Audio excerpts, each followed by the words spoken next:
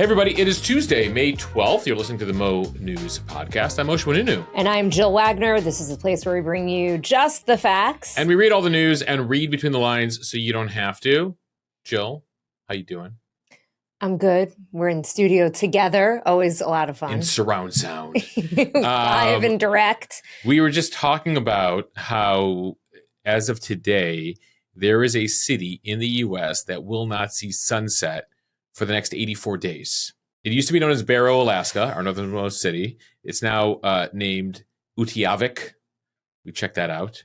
It's a very small town in far northern Alaska. And because of just how far north it is in the Arctic Circle and the way the Earth turns towards the sun in the summer, as of Sunday morning through August 2nd, there will be no sunset. There will be no darkness in the city of Utqiagvik. So here's a question. Would you rather 24 hours, it's light out, no sunset, so sun 24/7, or 24 hours of darkness? Well, in Utqiagvik, you don't have to make that choice, Jill, because it actually turns out that in the winter between late November and most of January, they're in full darkness for 2 months. So you go up there for like 6 or 7 months and you'll get to experience both. And then you can come back and let us know. Which is worse. Which is worse. Which is hell. Which is the definition of hell. I'm like a vampire, though. Yeah. I like darkness. I actually like when the sun sets early. So I don't know. Maybe I should go there over the winter. Keep in mind that's also like the winter months in the Arctic. So remember the weather. It's like so you might like the darkness, but like it's like negative 60.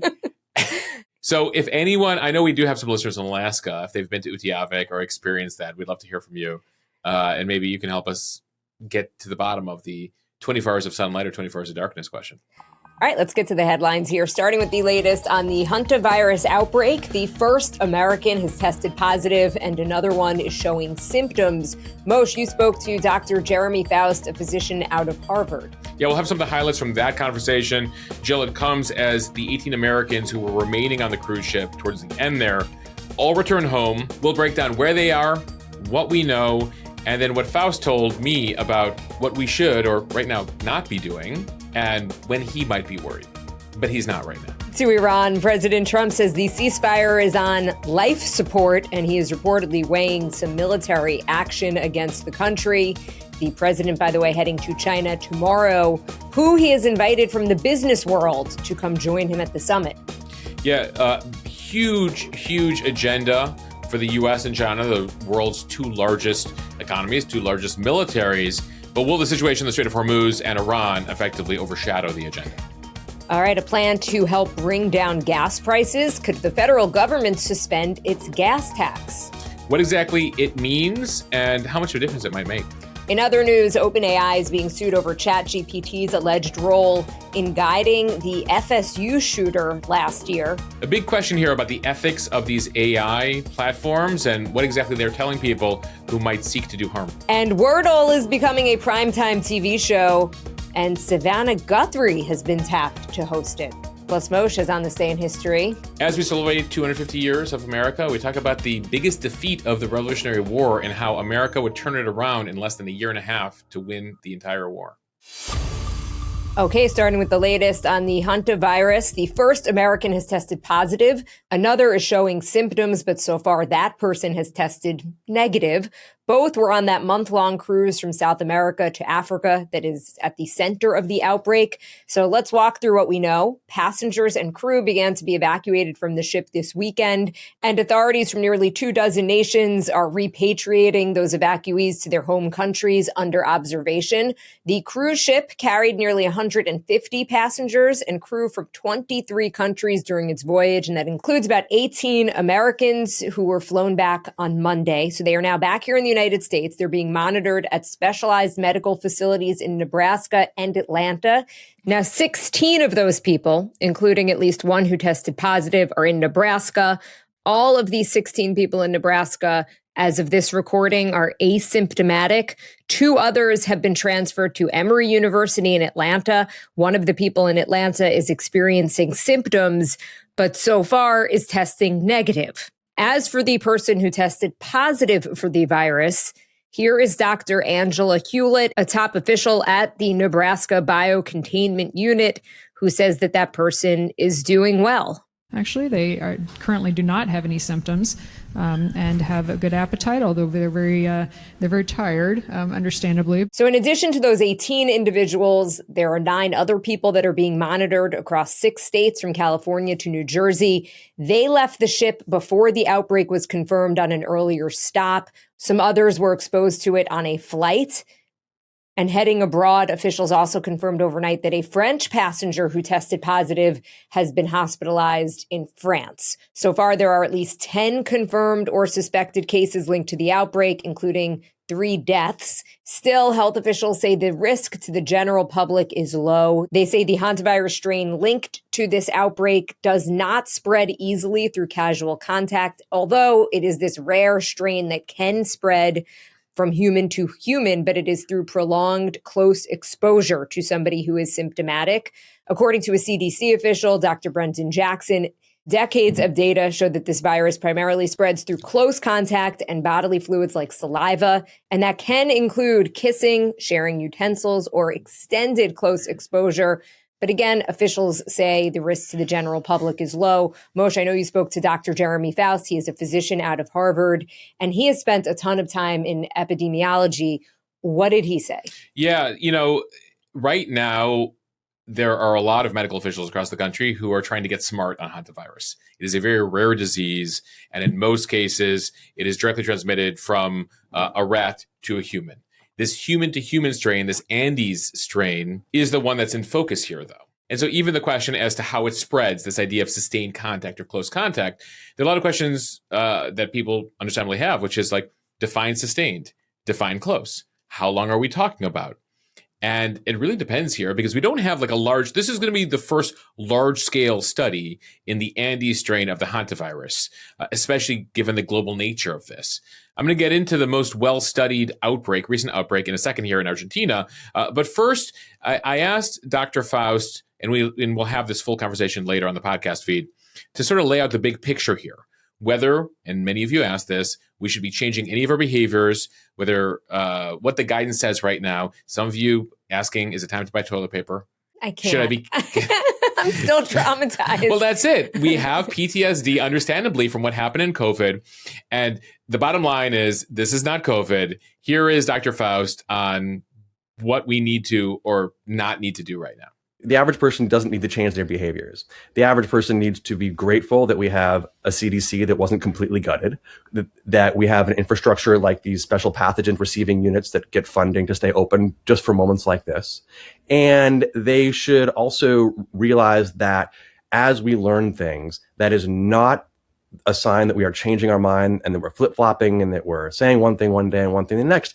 It's as we learn about this pathogen. This is probably the most intensely this hantavirus has ever been studied. And we're going to learn a lot of things that confirm some of what we knew. And some of it is going to say, oh, actually, we didn't know that and we need to adjust. I think it's important that he says that if they change protocols or change their minds, it's not flip-flopping, because we live in this world now where everyone thinks everything's a conspiracy theory and nobody trusts information. And they'll use that as kind of like a gotcha or then why did you say this before? But you were trying to kill us. Right. But it's like, no, we're learning in real time. We're giving you this information. And that is what happened with COVID too, but it is what made people so skeptical. Right. I mean, there's a lot of lessons learned, and whether we learn them or not, around COVID and communications guidance, and whether doctors should be very certain about things or whether they should have question marks. But again, they don't want to strike fear. So, communicating around a disease or a virus or a pandemic is a complicated thing. And at the end of the day here, he's like, I'm not trying to kill you. I'm just going to tell you what we know until we, know something else. And over time, we'll have to update our guidance. But as of right now, you don't need to be changing anything you're doing, because our experience with hantavirus, this Andes strain of hantavirus, shows that it requires this idea of sustained contact. But we're going to learn a lot about even when it's most transmissible. This will be one of the big questions we have. It is a 9 to 42 day window. In that period of time, between the second week after you're exposed to it to the 7th week you're exposed to it, when is it most transmissible? When you have a certain level of viral load, when you have a higher level of viral load, can you give it to somebody? Can you give it to somebody by breathing next to them? Can you be in an elevator with them, a bathroom with them? I mentioned one of the more recent examples we have is this Andes strain outbreak from 2018 in this very remote mountain town in Argentina of Epushan.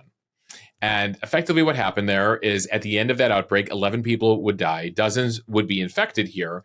And this has been pretty well studied. But again, this is a very remote town in the mountains of Argentina. And researchers have spent a lot of time trying to document what happened there. And some of our knowledge around this Andes strain comes from the research of that outbreak, this Hantavirus outbreak there.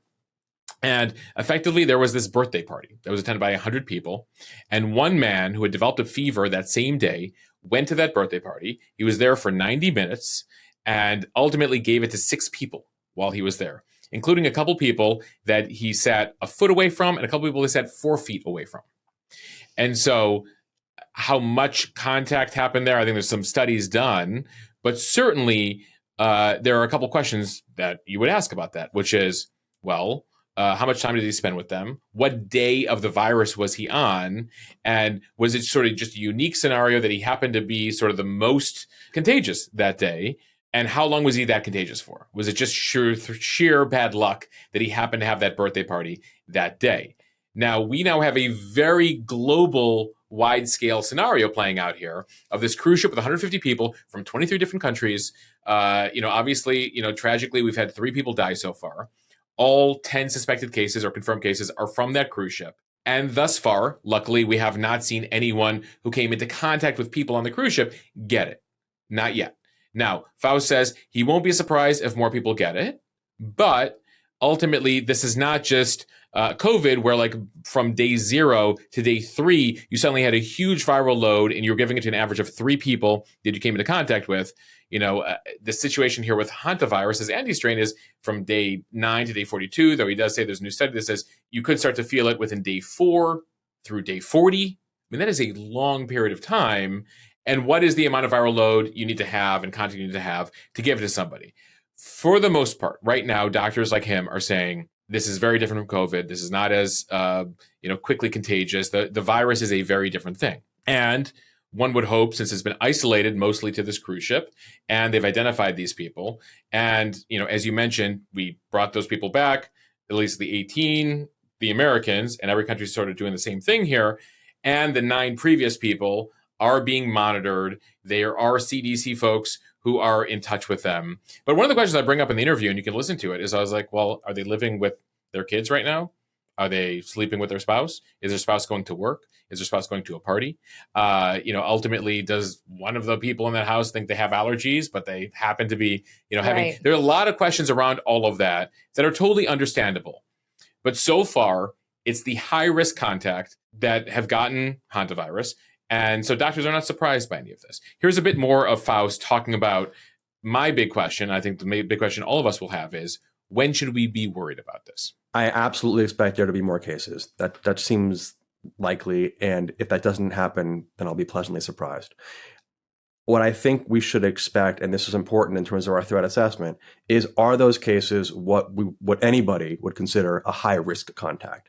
So if it's someone who was on that ship and had enough exposure to a very dangerous person, high risk. What I think will change the threat assessment is the degree to which low risk contacts come down with this thing. I think if that happens a little bit, there's an isolated case here and there, that will be cause for some pause and alarm, but it wouldn't be cause for panic. But if it happened a lot, then you're saying, well, wait, how do we actually control this thing? So you hear him that the time to really be concerned is if like low risk people start getting it. Like the person in Arizona who's been self-isolating, the person in Santa Clara, California who's been self-isolating, and you suddenly see just a Hantavirus case come up randomly in California from someone who may have had intermittent contact. That's when you start to, okay, there's some low risk contact happening here. So if you're listening, you do not need to use a Clorox wipe on your Clorox wipes just yet. not yet. And no need to buy toilet paper. Extra toilet paper. You should own toilet paper. You should have toilet paper. Okay, time for the speed read, starting with the latest in Iran. President Trump says the ceasefire is on life support from Axios. President Trump met with his national security team Monday to discuss the way forward in the Iran war, including possibly resuming military action. This is after negotiations with the country deadlocked over the weekend. U.S. officials say Trump wants a deal to end the war, but Iran's rejection of many of his demands and refusal to make meaningful concessions on its nuclear program puts the military option back on the table. The U.S. waited 10 days for Iran's response to its draft proposal for ending the war. The White House was optimistic that Iran's positions would show further progress toward a deal, but the response that came Sunday, not positive. Two U.S. officials say Trump is leaning now toward taking some form of military action against Iran to increase pressure on the regime and force concessions on its nuclear program. Remember, we've had a ceasefire in place going back to April 8th. So that ceasefire has been going for a while now, but major disappointment at the White House about this Iranian response. Trump is like, we won the military war. Why doesn't Iran understand that? But Iran believes it won the war here because it believes it won the strategic war. That ultimately, even if they militarily lost that 5-week war or so, they controlled the Strait of Hormuz. And with it, the global economy right now. And there ain't nothing the U.S. Navy has been able to figure out or capable of doing to break that blockade. So Iran says, actually, we're in charge here. We're the captain now. A Captain Phillips reference there. But I mean, it works in that part of the world. And, given that we're talking about the high seas here. But in all seriousness, Trump says that Iranian response was so bad, he didn't even read the entire thing he said yesterday. Here's a bit of what he had to say in the Oval Office. Background here, he was at an unrelated medical event, and Dr. Oz happened to be there. Dr. Oz, life support is not a good thing. Do you agree? Bad prognostic. I would say the ceasefire is on massive life support, where the doctor walks in and says, sir, your loved one has approximately a 1% chance of living. Now, Trump is considering a number of options here. There is not much appetite, at least among the U.S. public and a number of folks at the White House, about renewing this war. So it would have to be something very short that he believes might make a difference here. Something else he might do is resume what they called Project Freedom, a U.S. operation to guide ships through the Strait of Hormuz that was suspended last week, partially due to issues the U.S. was having with the Saudis and Kuwaitis on the reaction to Iranian missile attacks. But the Iranians believe that, well, just the threat of violence or even sending a few missiles over, a few drones over, is effectively allowing them to control a situation that they have never controlled before. Remember, the Strait of Hormuz is an international waterway, and Iran's always threatened it, but they actually went ahead with it this time, and they discovered, oh, we can control this right now. And the question is who's going to blink first? Can Iran deal with the U.S. counter blockade and their economy that was already in the gutter before this and will continue to be in the gutter for a very long time? But can they withstand it more than the world can withstand a growing oil shortage? And this is a major concern that you hear from energy experts is we're okay right now, but like a few weeks from now into June, July, we'll start to get to a very worrying level of oil and gas around the world. And that could mean shortages. That could mean fuel lines. Probably not here in the U.S., at least not by midsummer. But how long will this thing go? Because to get things restarted, it's not just a switch that you flip. The Saudis got to begin production again, full blast. You got the Iraqis, the Kuwaitis, the Bahrainis, UAE. All of them have effectively had to cut down or completely cut out most of their production to start that up again and get that moving around the world. It's a process. So, that's weighing on Trump right now is how to deal with that, especially as he's headed to China this week. It is a big meeting we'll be following. He leaves tomorrow, and he has a lot on the agenda with President Xi. Xi has a lot on the agenda with him. It's everything from Taiwan to fentanyl to AI to Taiwan, which, China effectively officially wants to be able to take over in the coming years. It sees it as a part of its country, even though Taiwan has effectively had its own government, even though most of the world also deals with Taiwan independently. Nonetheless, a lot happening there. And China holds a lot of cards with Iran because China buys 90% of Iranian oil. So there are a lot of things to deal with at the summit in Beijing. And Jill will be watching a few things there. Right. On the topic of the China trip, CNBC is reporting that President Trump has actually invited executives from some of the biggest U.S. companies, like Tesla CEO Elon Musk, which is interesting because of their on-again, off-again bromance. Apple CEO Tim Cook, BlackRock's CEO Larry Fink, Boeing CEO Kelly Ortberg, amongst others. Yeah, you also will likely see the CEOs of Blackstone, GE Aerospace, Goldman Sachs, MasterCard, Visa, Micron. Keep in mind, Trump is he might be the first president in American history, but at least the first one in modern history that really leads as sort of a business first, economic first president. In many cases, U.S. foreign policy was very much about U.S. values and, long-standing relationships and alliances. And Trump approaches foreign policy in a very practical business sense. Like, where can we make deals? How can we work with both the private sector and the public sector together here? So there's going to be a lot of issues covered here around trade. I mentioned AI, export controls, a variety of potential deals here related to these businesses. Remember that if you work in a business, and those of you who listen to this, know this, and you're trying to do business in China, it is a very complicated thing.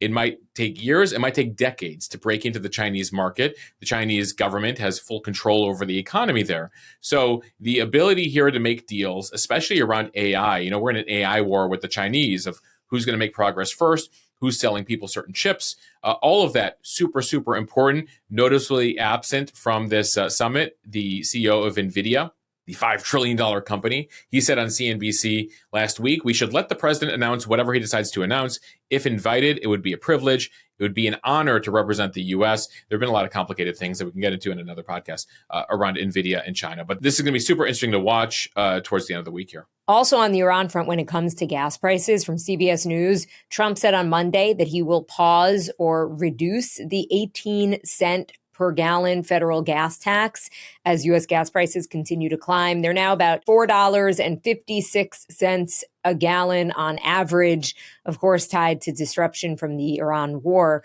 Gas prices have soared over 50% since the start of that war at the end of February. AAA says the national average rose 25 cents per gallon for the second week last week, with prices at the pump $1.40 higher than they were a year ago. Asked how long he would suspend the tax, Trump said, till it is appropriate. But Moshe, waiving that tax requires congressional approval. Yeah, he'll have to have Republicans on board there. But as they look at the midterms, you will likely get majorities in the House and Senate saying, you know what we should do? Make gas slightly cheaper for everybody. It's a good political issue. Now, at the same time, we should note that tax provides $23 billion per year in revenue for federal highway and public transit programs. So potholes don't complain about potholes and, various issues with our sort of decaying infrastructure in various parts of the country if you want to enjoy that respite on the gas tax. So we'll see how soon that happens, but it is a break in the rhetoric we've been hearing from the administration, because as recently as a couple of weeks ago, they're like, oh, we're back to $3 gas by the fall. Well, we're not hearing that anymore. From the Mo News Instagram, the family of a school shooting victim is suing ChatGPT, saying that the gunman used ChatGPT to help plan the attack. On Sunday, the family of Tiru Chaba, one of the two victims that was killed in the April 2025 shooting at Florida State University, filed a federal lawsuit against OpenAI. The suit claims that the suspected gunman carried out the attack using guidance and information that he obtained through months of conversations with ChatGPT. Florida's Attorney General says chat logs showed that the suspect was asking ChatGPT things like what type of gun to use, what ammunition goes with it, and even what time to go to campus to encounter the most people. So what exactly did ChatGPT tell the shooter? According to investigators in court filings, the suspect asked about and received responses on, like I said, what gun and ammunition to use, when the busiest time on campus would be, how much media attention a shooting would get, whether targeting children would draw more attention, and what the legal consequences would be after a shooting. The state there has also opened a criminal investigation into OpenAI, the attorney general there, saying if a person had given that kind of guidance, they could be charged with murder.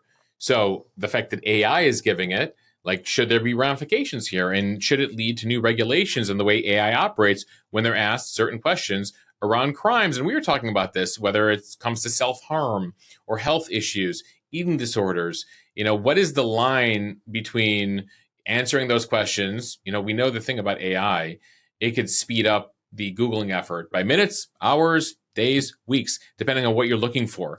And so how quickly available should they make that type of information? And what sort of flagging should happen there without also AI being Big Brother, right? Where do you draw the line there? And so OpenAI has put out a statement here saying that the shooting was a tragedy, but they are not responsible. They said the chatbot gave factual information that could be found broadly across public sources. They didn't encourage harmful activity. And then after the shooting, they identified an account tied to the suspect and shared it with law enforcement. But a lawyer for the family here says the gunman literally utilized OpenAI and ChatGPT as what they call a co-conspirator and as a resource to carry out mass murder. Jill, this is not the only example of this. There is another lawsuit that OpenAI is facing. They're facing multiple ones, but there's one out of Canada. That was the mass shooting we covered earlier this year at the school in British Columbia, and that rural school. And in that case, that attacker also was using OpenAI for advice, for questions around gun violence, for scenarios. And so you have a lawsuit come from Canada there as well. And what's interesting in that case, in the Canada case, OpenAI actually banned the ChatGPT account because of the nature of the questions for violating their usage policies, but never bothered to alert law enforcement. They didn't feel it rose to that level. So a lot of questions here. Unfortunately, the answers will come too late for the victims in this case, but a couple of court cases we'll be watching. Finally, from the New York Times, NBC is betting that a mobile app word game could become a broadcast hit. The network said on Monday it plans to produce a game show based on Wordle, which is the puzzle game published by the New York Times. It challenges players to deduce a 5-letter word in 6 guesses or less. The series will be hosted by Today Show anchor Savannah Guthrie. It is set to begin airing in NBC primetime next year. The New York Times will be serving as a production partner alongside Jimmy Fallon, who's the host of The Tonight Show. Wordle, the TV show that is the first instance of the New York Times associating itself with a primetime entertainment program on a major broadcaster. The Times bought Wordle in 2022 for a low 7-figure sum. It's in the Times Games app, which includes the crossword, spelling bee, and of course Wordle, and it is among one of the Times' most popular products. Yeah, these days, if you look at the business of the New York Times, they do games, they do cooking with a side of news, at least when you look from a revenue side of things. Now, I not to diminish the subscriber and all the news that New York Times covers, but they have tried to answer the question that many legacy media are trying to figure out right now desperately, which is how to build a business in the year 2026 and beyond, in an era of AI and an era where advertisers have found that they are much better off, going to search with Google or going to social media to advertise versus just buying a traditional ad in a newspaper. And so they've diversified their strategy here with Wordle and other games. And now they're going primetime with it, which is very interesting. And it comes as we talk about media trying to figure out this new world. NBC is trying to figure out ways to get people to watch live television because guess what? They still make a lot of money on those 30-second ads.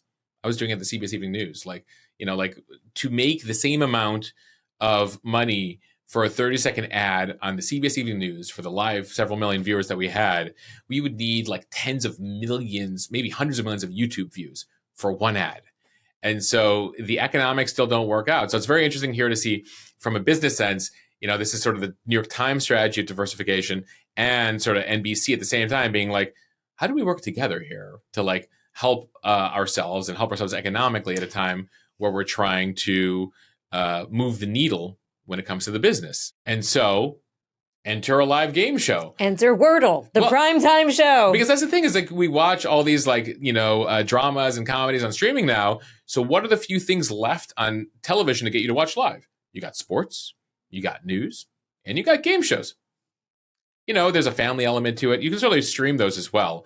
But, it'll be very interesting to watch this. It caught our attention that they have Savannah Guthrie hosting this as well. They actually had to postpone shooting for this due to the disappearance of her mother back in February. And there's a personal connection here. She said in an interview that Wordle was a point of connection between her and her mother. And unfortunately, we've hit the 100-day mark of her mother missing. Still, authorities there, just as a side note, say they've gotten closer to resolving that, but they haven't given us much in the way of detail of what that means. Moshe, I have never played Wordle. Have you? I played it a couple times, but I'm not an ad. I know the people who play it, they really play it, but I have not gotten it. The people who play it every day and share their score and they share it in social. There's something really to it, but you've never, Jill, you haven't lived. Well, now that it's going to be a primetime show. Well, I will say this, we started off yesterday's podcast with we're both not shower robe people. And the shower robe people came for us on Instagram being like, it's my favorite piece of clothing. Like how. But everyone prefaced it, by the way, with being like, but I didn't steal mine from a hotel. Correct. I purchased mine fair and square, but it's like I live in it.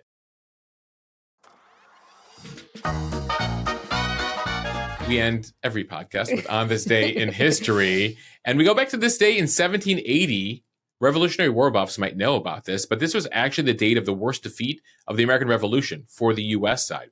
Major General Benjamin Lincoln of the Continental Army forced to surrender nearly 7,000 troops in Charleston, South Carolina. Many believe that actually the revolution was about to collapse here, that the British had won the war. But instead of then trying to win traditional battles, the Americans pivoted to much smaller, more flexible guerrilla-style fighting across the South. And, this was a very big change in tactics, because the way to fight wars back then was you bring your whole, army or parts of your army, and you have these large-scale battles. And the Americans found they just couldn't fight the British that way. So they go to guerrilla warfare, and ultimately it exhausts the Brits. And so while this day in 1780 is the worst defeat for the Americans, it wouldn't be that long.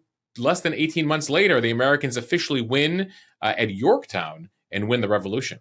It's somewhat analogous to the current times where you have a Ukraine, for example, you talked about, who said, you know what, like, we're not going to beat Russia traditionally. Let's go with drones that don't cost as much. And they basically have put the war, it's a stalemate at the moment. Or the Iranians who lost their traditional war, and they're like, we're going to threaten with a bunch of cheap drones the entire global economy. And Trump, what are you going to do about it? So you do see this, over the history of military warfare. All right, on this day in 1896, New York City passes the nation's first anti-spitting law to combat tuberculosis, imposing fines and jail time, yes, for spitting. By 1910, more than 2,500 arrests have been made, despite backlash from protesters and people spitting on anti-spitting signs. But this was a law for a while in New York. Let's bring it back. Not altogether different from Singapore, where you can pay a fine for spitting out your gum on the street. On this day in 1965, the Rolling Stones finished the studio recording of I Can't Get No Satisfaction, their first major hit. It catapults the Rolling Stones to sort of global fame. So interestingly, Keith Richards came up with this in early morning hours at one point. The riff that begins like dun, dun, da, da, da, da, da, da. So a week before they end up recording this and releasing it, Keith Richards, in the middle of the night, bolts up from his bed, grabs a tape recorder, lays down the opening riff, and later says he had no idea he had written it. It was in the middle of sleep. He wakes up and he records dun, dun, da, da, da, and then goes back to bed. And he writes about this in his memoir that came out just over a decade ago. He says when he woke up in the morning, the tape had run out, and so he then plays back the tape. It's like, why was my tape recorder recording overnight? And he finds this 30 seconds of him dun, dun, talking about I can't get no satisfaction.